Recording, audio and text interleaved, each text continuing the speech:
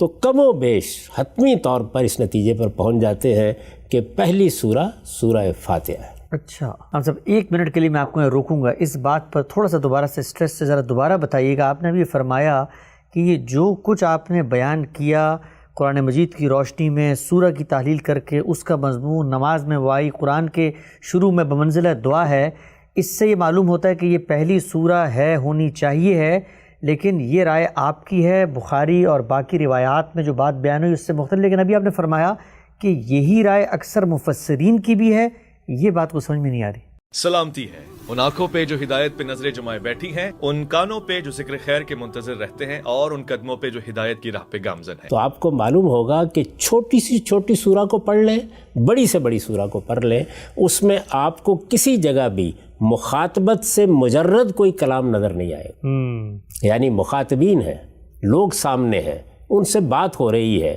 ایک ماحول ہے، ایک پس منظر ہے۔ سورہ الگ کا ہم نے تجزیہ کیا اور ہم نے یہ دیکھا کہ اس کا تند و تیز لہجہ، اس میں بعض چیزوں پر تبصرہ، یہ خود بتا رہا ہے کہ وہ پہلی سورہ نہیں ہو سکتی۔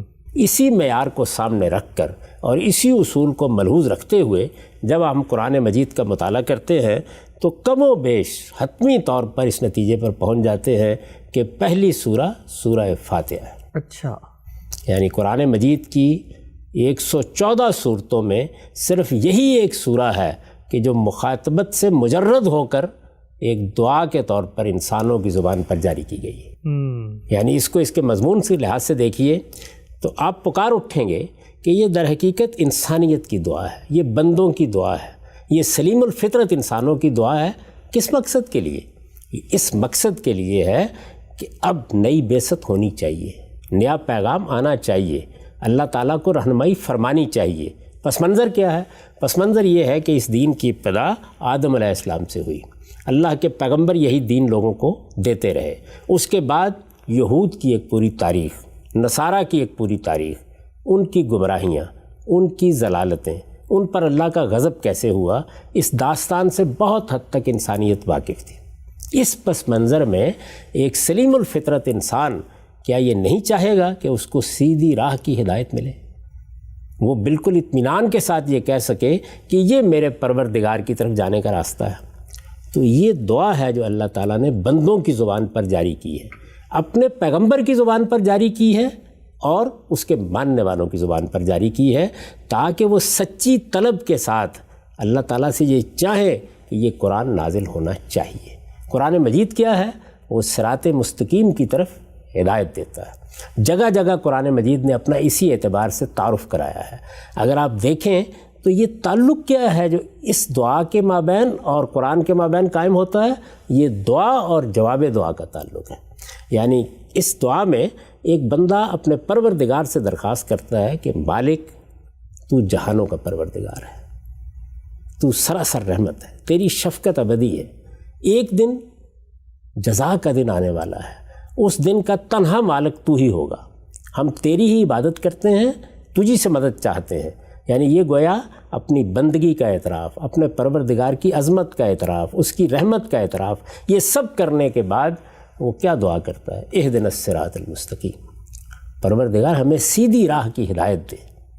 یہ بعثت محمدی کی دعا ہے، یہ قرآن کے نزول کی دعا ہے۔ بندے درخواست کر رہے ہیں کہ ایک طرف وہ لوگ ہیں کہ جنہوں نے اپنا لقب ضالین پسند فرما لیا ہے، اور ایک طرف وہ قوم ہے کہ جس پر اللہ کا غضب ہوا ہے۔ چنانچہ آگے دیکھیے بیان کیا ہے نا، یہ بیان کیا ہے کہ وہ کیا تاریخ ہے جو اس سے پہلے قائم ہو چکی ہے، وہ کیا تاریخ ہے جو گزر چکی ہے۔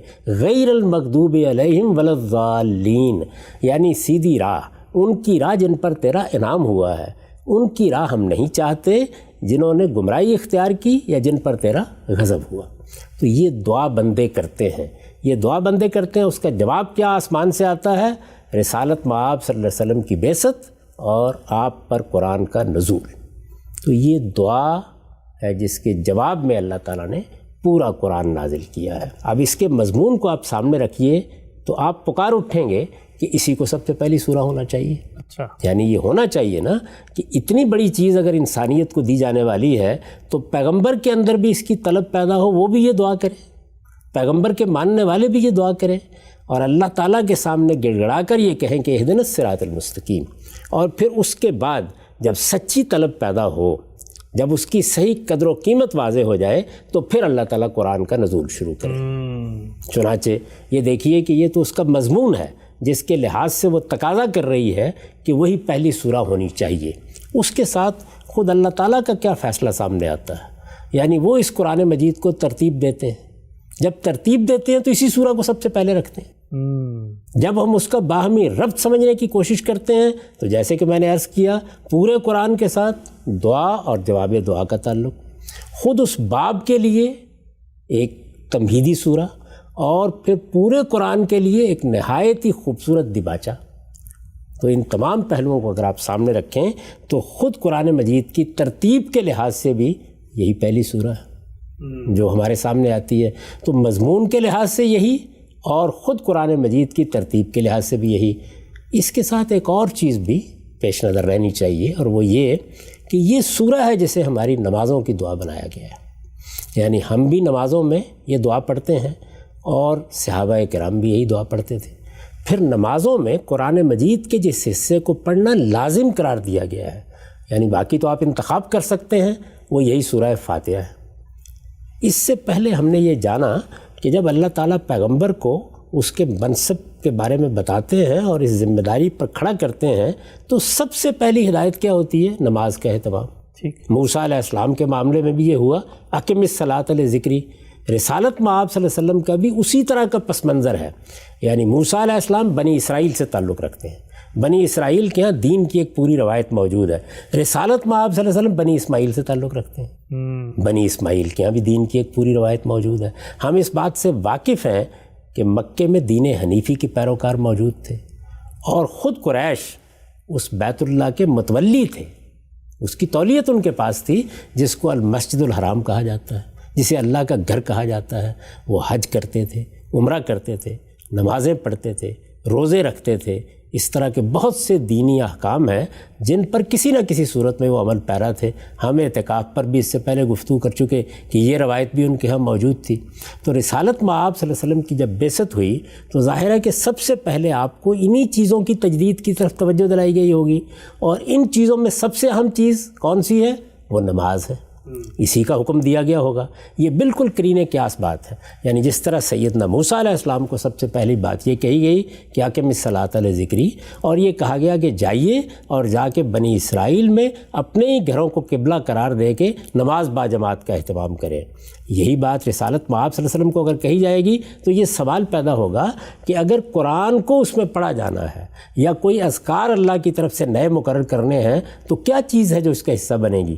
تو فاتحہ ہی بنی، فاتحہ ہی بن سکتی تھی، چنانچہ یہ نماز کی بھی ضرورت تھی۔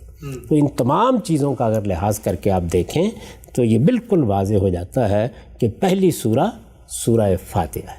ٹھیک، اور سورہ فاتحہ کے بارے میں یہ بات کہ وہ پہلی سورہ ہے، یہ میں نے بدلائل اپنی رائے بیان کر دی، یہی رائے استاذ امام کی ہے۔ انہوں نے بھی سورہ الگ کی تفسیر میں باقی آراء کا ذکر کر کے اپنی ترجیح کی طرف اشارہ کر دیا ہے، اور یہ صرف میری اور استاذ امامی کی رائے نہیں ہے بلکہ مفسرین میں سے بھی ایک بہت بڑی اکثریت کا یہی نقطہ نظر ہے۔ عجیب، تو میں آپ کے سامنے اس میں صاحب کشاف کی رائے رکھ دیتا ہوں۔ یہ سورہ الگ کی تفسیر کر رہے ہیں۔ ہم سب 1 منٹ کے لیے میں آپ کو روکوں گا، اس بات پر تھوڑا سا دوبارہ سے اسٹریس سے ذرا دوبارہ بتائیے گا۔ آپ نے بھی فرمایا کہ یہ جو کچھ آپ نے بیان کیا قرآن مجید کی روشنی میں سورہ کی تحلیل کر کے اس کا مضمون نماز میں وائی قرآن کے شروع میں بمنزلہ دعا ہے، اس سے یہ معلوم ہوتا ہے کہ یہ پہلی سورہ ہے، ہونی چاہیے ہے، لیکن یہ رائے آپ کی ہے۔ بخاری اور باقی روایات میں جو بات بیان ہوئی اس سے مختلف، لیکن ابھی آپ نے فرمایا کہ یہی رائے اکثر مفسرین کی بھی ہے، یہ بات کو سمجھ میں نہیں آ رہی۔ یہ میں آپ کے سامنے پیش کر دیتا ہوں۔ یہ کشاف ہے، یہ آپ جانتے ہیں کہ صاحب کشاف کا مفسرین میں کیا مقام ہے، وہ روایات نقل کرتے ہیں، خاص طور پر مفسرین کے بارے میں تو ان کی کیا حیثیت ہے۔ یہ سورہ الگ کی تفسیر کر رہے ہیں، اس وقت میرے سامنے وہی سورہ کھلی ہے۔ یہ آپ جانتے ہیں کہ یہی سورہ ہے جس کے بارے میں عام طور پر یہ رائے بیان کی جاتی ہے کہ یہ پہلی سورہ ہے جو نازل ہوئی۔ جی، انہوں نے بھی یہی رائے نقل کی ہے، سب سے پہلے اسی کا حوالہ دیا ہے۔ یہ بالکل ابتدا میں کہتے ہیں، ابن عباس و مجاہد ہے اول سورۃ نزلت، یعنی ابن عباس رضی اللہ عنہ کی رائے ہے اور مجاہد جیسے تابعی کی رائے ہے کہ یہی پہلی سورہ ہے جو رسالت مآب صلی اللہ علیہ وسلم پر نازل ہوئی. یعنی کون سی سورہ؟ سورہ علق. یہ انہوں نے پہلی رائے نقل کر دی. ہمارے مفسرین کا عام طریقہ یہی ہے کہ وہ تمام آراء بیان کر دیتے ہیں. اس کے بعد دیکھیے کیا لکھتے ہیں.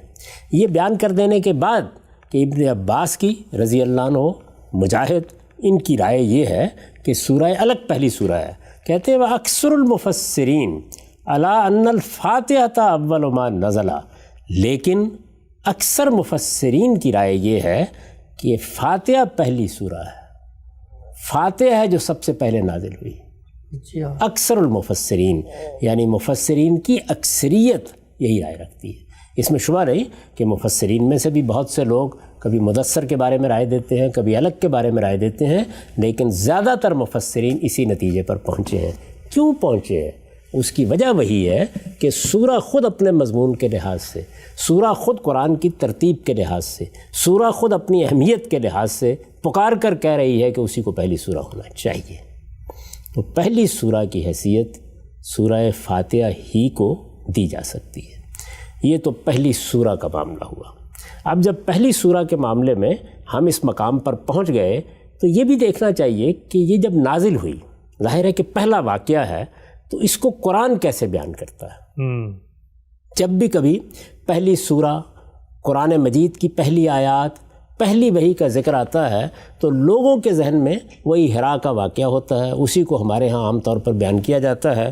چنانچہ اس جانب توجہ نہیں ہوتی کہ اللہ کی کتاب نے اس کو کس طریقے سے بیان کیا ہے. تو میں آپ کے سامنے وہ سورہ اب رکھتا ہوں کہ جس میں قرآن مجید نے اسی چیز کو موضوع بنایا ہے. اچھا. اور اس کی روشنی میں آپ یہ دیکھیں گے کہ روایات سے کیا تصویر سامنے آتی تھی اور قرآن مجید سے کیا تصویر سامنے آتی ہے. یہ قرآن کی سورہ سورہ نجم ہے. اچھا. سورہ نجم میں رسول اللہ صلی اللہ علیہ وسلم پر پہلی وحی کو بھی بیان کیا گیا ہے اور اس کے بعد جو ایک دوسرا بڑا واقعہ وحی کا پیش آیا ہے اس کو بھی بیان کیا گیا ہے. اس پر ہم بعد میں گفتگو کریں گے. اس کا پس منظر تھوڑا سا سمجھ لیجئے. یعنی بحث کیا ہے؟ قرآن مجید نازل ہو گیا ہے، رسالت مآب صلی اللہ علیہ وسلم نبوت کے منصب پر فائز کر دیے گئے ہیں، آپ اپنی دعوت پیش کر رہے ہیں، لوگوں کو پیغام پہنچا رہے ہیں.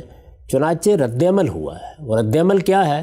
کسی نے یہ کہنا شروع کر دیا کہ یہ تو کاہنوں کا کلام ہے، وہی مسجع مکفہ عبارتیں اسی طرح کی یہ بھی بیان فرما رہے ہیں. کسی نے استہزاء اور استخفاف کے انداز میں یہ کہا کہ یہ تو ہمارے شاعر بھی ایسی باتیں کر لیتے ہیں، ان پر جنات کا نزول ہوتا ہے. یہ قرآن مجید نے جگہ جگہ اقوال نقل کیے ہیں. یہ بتایا ہے کہ اس طرح کی باتیں رسالت مآب صلی اللہ علیہ وسلم کی دعوت کے رد عمل میں کہی گئیں. قرآن مجید نے ان کا جواب دیا ہے، کئی جگہوں پر دیا ہے. شعراء کے بارے میں تبصرہ کیا ہے. اسی طرح بعض صورتوں میں یہ بتایا ہے کہ تم اس کو جنوں کا الہام کیسے قرار دیتے ہو. خود سورہ جن میں جنوں کی شہادت بھی پیش کی ہے اور بہت سے پہلوؤں سے ان اعتراضات کے جواب میں اللہ تعالیٰ نے اپنی بات وضاحت کے ساتھ بیان فرمائی ہے. اس سورہ میں بھی یہی ہوا ہے، یعنی سورہ نجم میں. یہاں پر بھی اسی پس منظر میں یعنی قریش نے کچھ باتیں کہی ہیں، مخاطبین کا ایک رد عمل سامنے آیا ہے، کچھ ایسی چیزیں جو استہزاء اور استخفاف کے انداز میں کہی گئی ہیں ان کو سامنے رکھ کر اللہ تعالیٰ نے ان کا جواب دیا ہے. اور یہ دیکھیے کہ کس شان سے جواب دیا ہے. یہ سورہ نجم کا ابتدائی حصہ ہے. ارشاد فرمایا ہے بسم اللہ الرحمن الرحیم والنجم اذا ہوا ما ضل صاحبکم وما غوا وما ينطق عن الہوا ان هو الا وحی یوحی علمہ شدید القوی ذو مرۃ فاستوی وهو بالافق الاعلی ثم دنا فتدلی فکان قاب قوسین او ادنی فاوحی الی عبدہ ما اوحی ما کذب الفؤاد ما رأی افتمارونہ علی ما یری. ذرا ترجمہ سنیے. اللہ کے نام سے جو سراسر رحمت ہے، جس کی شفقت ابدی ہے. تارے گواہی دیتے ہیں جب وہ گرتے ہیں کہ تمہارا رفیق نہ بھٹکا ہے نہ بہکا ہے. تمہارا رفیق ظاہر ہے کہ قریش کو خطاب کیا ہے، رسول اللہ صلی اللہ علیہ وسلم کی قوم کے لوگوں کو خطاب کیا ہے. رفیق سے کیا مراد ہے؟ رسالت مآب صلی اللہ علیہ وسلم کی ذات والا صفات. اس پر گواہی پیش کی گئی ہے کہ تارے گواہی دیتے ہیں جب وہ گرتے ہیں، اس لیے کہ یہ شہاب ثاقب ہیں جن کی بارش یہ بتا رہی ہوتی ہے کہ جنات کے ساتھ کیا معاملہ ہو رہا ہے. چنانچہ ذرا دیکھیے کہ میں نے اس کو کس طرح سے بیان کیا ہے. یہ انہی تاروں کا ذکر ہے جن کے متعلق بیان ہوا ہے کہ اللہ تعالیٰ نے انہیں رجوماً للشیاطین، شیطانوں کے لیے سنگباری بنا رکھا ہے۔ مدعا یہ ہے کہ یہ جب گرتے ہیں تو زبان حال سے گواہی دیتے ہیں کہ ہم ان راستوں کی پاسبانی کر رہے ہیں جن سے جبریل امین اس قرآن کو لے کر آتے ہیں، ان میں کسی شیطان کے لیے در اندازی کا کوئی امکان نہیں ہے۔ اسے جنوں کا الہام اور کاہنوں کا کلام قرار دے کر رد کرنے کی کوشش نہ کرو۔ اس کی حریم قدس تک ان شیطانوں کی رسائی کہاں؟ یہ تو اس کے قریب بھی پھٹکنا چاہیں تو شہاب ثاقب کی صورت میں ہم ان پر ٹوٹ پڑتے ہیں۔ سبحان اللہ۔ یہ گواہی پیش کی ہے۔ تارے گواہی دیتے ہیں جب وہ گرتے ہیں کہ تمہارا رفیق نہ بھٹکا ہے نہ بہکا ہے، وہ اپنی خواہش سے نہیں بولتا۔ یہ دیکھیے، اس جملے پر غور کیجئے، وہ اپنی خواہش سے نہیں بولتا، یعنی کوئی تمنا نہیں تھی، کوئی آرزو نہیں تھی، کوئی چلہ نہیں تھا، کوئی مراقبہ نہیں تھا، نبوت کے بارے میں کوئی سعی و جہد نہیں کی گئی تھی، انہوں نے تو اپنی خواہش سے کوئی بات ہی بیان نہیں کی۔ اللہ تعالیٰ نے انتخاب کیا ہے، کوئی توقع ہی نہیں تھی اس بات کی، وہ اپنی خواہش سے نہیں بولتا۔ یہ قرآن تو ایک وحی ہے جو اسے کی جاتی ہے، اس کو ایک زبردست قوتوں والے نے تعلیم دی ہے جو بڑا صاحب کردار، بڑا صاحب حکمت ہے۔ یہ جبریل امین کا تعارف کرایا ہے تاکہ کسی وہم کا، کسی تردد کا کوئی امکان ہی باقی نہ رہے۔ یعنی جس فرشتے نے تعلیم دی ہے وہ زبردست قوتوں والا ہے، بڑا صاحب کردار ہے، بڑا صاحب حکمت ہے۔ اس پر بھی دیکھیے، میں نے لکھا ہے، یعنی جس فرشتے نے یہ کلام پیغمبر پر اتارا ہے وہ تمام اعلیٰ صلاحیتوں کا حامل اور علم و عقل اور سیرت و کردار کے لحاظ سے نہایت محکم ہے۔ استاذ امام لکھتے ہیں، اس امر کا کوئی امکان نہیں ہے کہ کوئی دوسری روح اس کو متاثر یا مروب کر سکے، اس سے خیانت کا ارتکاب کرا سکے، یا اس کی تعلیم میں کوئی خلط مبحث کر سکے، یا اس سے کوئی فروگزاشت ہو سکے، یا اس کو کوئی وسوسہ لاحق ہو سکے۔ اس طرح کی تمام کمزوریوں سے اللہ تعالیٰ نے اس کو محفوظ رکھا ہے تاکہ جو فرض اس کے سپرد فرمایا ہے اس کو وہ بغیر کسی خلل و فساد کے پوری دیانت و امانت کے ساتھ ادا کر سکے۔ اپنی خواہش نفس سے نہیں بولتا، ایک فرشتے نے تعلیم دی ہے۔ کون ہے وہ؟ زبردست قوتوں والا ہے، صاحب کردار ہے، صاحب حکمت ہے۔ اب ذرا تصویر دیکھیے، چنانچہ وہ نمودار ہوا۔ اب یہ آیت کا ترجمہ پڑھ رہے ہیں آپ؟ آیت کا ترجمہ پڑھ رہے ہیں۔ چنانچہ وہ نمودار ہوا اس طرح کہ وہ آسمان کے اونچے کنارے پر تھا۔ آپ نے روایتوں میں بھی دیکھا، وہاں پر بھی ابن ہشام کی روایت میں بتایا گیا تھا، وہاں کی تصویر بھی ذہن میں رکھیے اور دیکھیے قرآن مجید کس شان سے بیان کر رہا ہے۔ چنانچہ وہ نمودار ہوا اس طرح کہ وہ آسمان کے اونچے کنارے پر تھا۔ اصل الفاظ ہے وَهُوَ بِالْأُفُقِ الْأَعْلَىٰ، یعنی مطلب کیا ہے؟ مطلب یہ ہے کہ جب وہ نمودار ہوا تو ایک ایسی جگہ پر تھا جس کے بارے میں کوئی تردد، کوئی وہم نہیں لاحق ہو سکتا۔ ہم کہتے ہیں نا کہ یہ تو سورج نصف النہار تھا جب ہم نے دیکھا، نصف النہار پر تھا جب ہم نے دیکھا۔ چنانچہ وہ نمودار ہوا اس طرح کہ وہ آسمان کے اونچے کنارے پر تھا، پھر قریب ہوا اور جھک پڑا۔ یعنی یہ بھی نہیں کہ بہت دور تھے۔ رسالت میں آپ صلی اللہ علیہ وسلم کو کوئی غلطی لگ گئی۔ یہ قرآن مجید دیکھیے کس طرح سے ایک ایک چیز کو بیان کر رہا ہے۔ چنانچہ وہ نمودار ہوا اس طرح کہ وہ آسمان کے اونچے کنارے پر تھا، پھر قریب ہوا اور جھک پڑا، یہاں تک کہ 2 کمانوں کے برابر یا اس سے کچھ کم فاصلہ رہ گیا۔ یعنی اس التفات کے ساتھ، اس قرب کے ساتھ جبریل امین نے یہ قرآن نازل کیا ہے۔ پھر اللہ نے وحی کی اپنے بندے کی طرف، جو وحی کی، جو کچھ اس نے دیکھا وہ دل کا وہم نہ تھا۔ اب کیا تم اس چیز پر اس سے جھگڑتے ہو جو وہ آنکھوں سے دیکھ رہا ہے؟ سبحان اللہ۔ اب یہ دیکھیے کہ کس طریقے سے ان تمام چیزوں کی قرآن مجید نے تردید کر دی ہے جو اس روایت سے سامنے آ رہی تھی۔ یعنی کتنا صاف مطلع تھا، افق میں کون سا مقام تھا، تعلیم دینے والا کون سا فرشتہ تھا، اس فرشتے کی حیثیت کیا ہے، اس کو اللہ تعالیٰ کے ہاں کیا مقام حاصل ہے۔